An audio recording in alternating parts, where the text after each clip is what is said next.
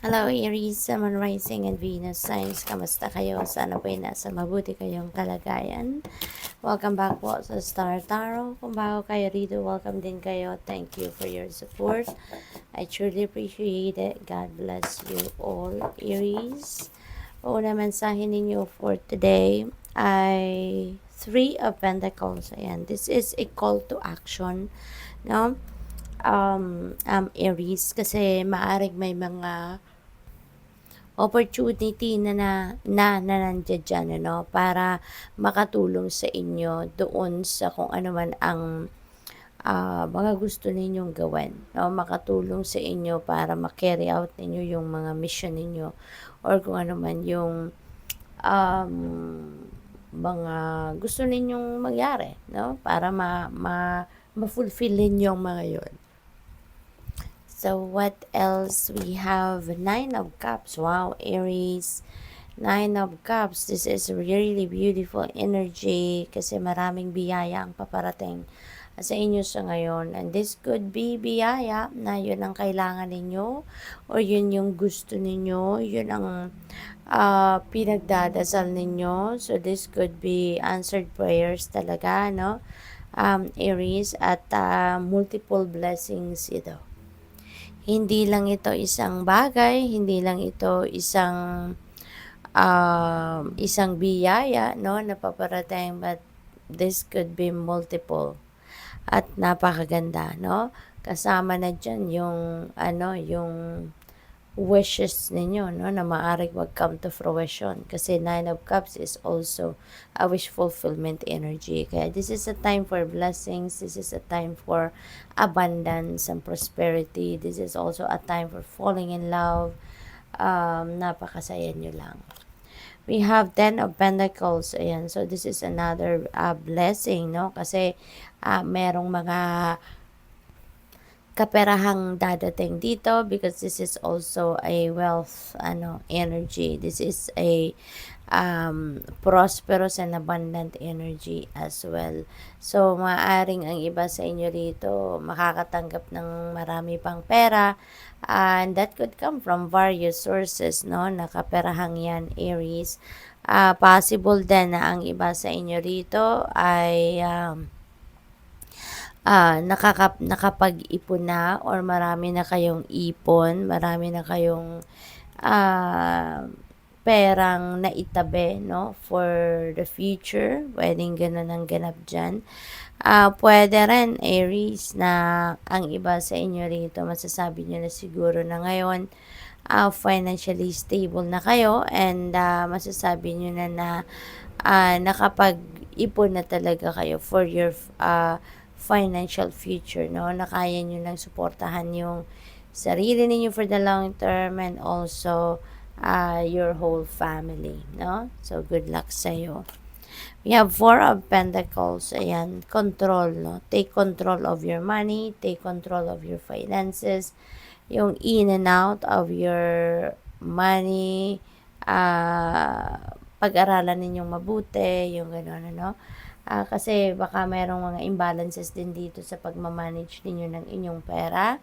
Maybe hindi ninyo naaayos ng mabuti, no? At baka nakakaligtaan ninyo yung inyong budget plan, hindi ninyo nakukonsulta, kaya maaaring ang pera ninyo, alam mo yun, yung hindi ninyo nababudget ng maayos, no? Kasi nga, baka nakakaligtaan ninyo na meron kayong budget plan at baka meron kayong tendency, no, to overspend.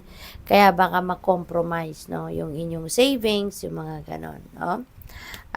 Kaya pag-aralan mabuti kung papaano ninyo i-manage ang inyong kaperahan. You have the world energy. This is a time for success. Ayan. So, napakaganda. Ang dami-dami nyo talagang biyaya, no? Panahon nito ng tagumpay at maganda rin ito dahil yung mga tagumpay na to is coming from those things na pinagsisikapan at pinagtatrabahuan ninyo. At could be a task, no, given to you, or that could be project. Pwede rin na sa mga ventures ninyo, ngayon na, no, ang panahon na magtatagumpay ka na sa mga yan. Ngayon na ang panahon para kayo ay yung makamit nyo na, kumbaga, yung ano dito, makamit nyo na yung success, no, pagdating sa kung ano man ang mga ventures na yan. Maaring ma-accomplish mo na to, matapos mo na yung tinatrabaho mo dyan. So, possible na ganun ang ganap. This is also a time for celebration, no? Entitled kayo to celebrate kung ano man ang inyong mga pinagtagumpayan. And travel also is very imminent for most of you dito, Aries. So, maarang ang iba sa inyo dito ay talagang magbabiyahe sa kung saan, no? This could be international travel, no? What else? We have Four of Swords. Ayan, magpahinga kayo, Aries, kasi ang iba sa inyo dito, maybe you are pagod talaga. No, ang iba sa inyo dito is really siguro nahihirapan na, dahil siguro sa dami ninyong ginagawa, no? Siguro talagang hirap na kayong magawa or ma-perform yung mga bagay na kailangan ninyong gawin. Kasi siguro may mga physical ailments kayo na maaaring nararamdaman sa ngayon. But, there is healing. Diba? Kailangan ninyo na magpahinga para matulungan ninyo ang inyong sarili na mag-renew, mag-heal, since papadalhan naman kayo ng healing energy ng universe. Archangel Raphael also will help you heal, pero kailangan nyo din na tulungan din ang inyong sarili, tulungan ang inyong kapangangatawan, okay? So, you need to rest.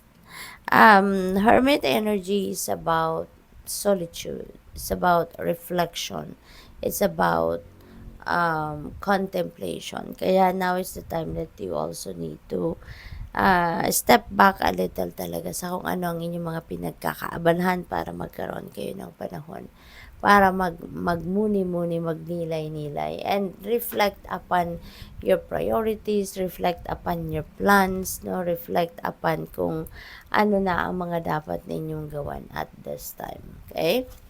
We have Wheel of Fortune. Napakaswerte ninyo, Aries, kasi sa Wheel of Fortune, this is swerte, no? Siswertehin kayo sa lahat ng bagay, no? Hindi lang sa pera, kundi pati na rin sa relationship, sa pamilya, trabaho, career, negosyo, anything, no? So, magiging maayos na ang lahat. Things are going to change for the better na, no? Sa inyong mga sitwasyon. Kaya good luck. Thank you for watching. Love and light. Namaste.